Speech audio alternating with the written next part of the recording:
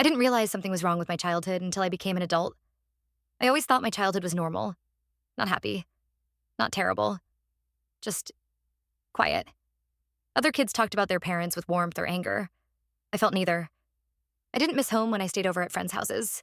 I didn't feel relief when school ended for the day. I just went wherever I was supposed to go. Back then, I thought that was maturity. As a kid, I was easy. Never cried. Never asked for help. Never caused problems. Adults praised me for it. You're so independent. You're so grown up for your age. I wish my kid was more like you. I wore those words like a badge of honor.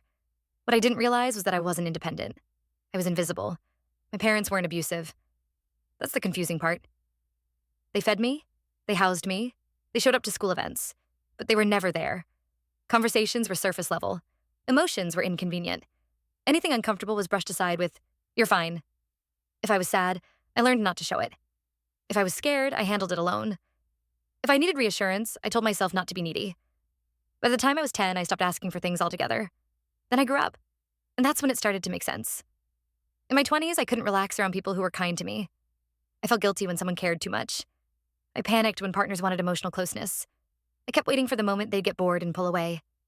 Because that's what love had always done. It was only when my therapist asked me a simple question that everything clicked.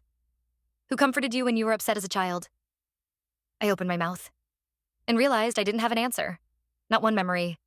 No arms to run into. No voice saying, "I've got you." No sense of being someone's priority.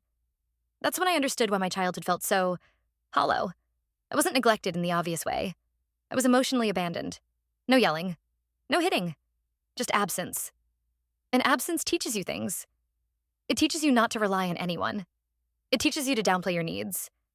It teaches you that love is quiet, distant, and conditional. I grieved my childhood as an adult.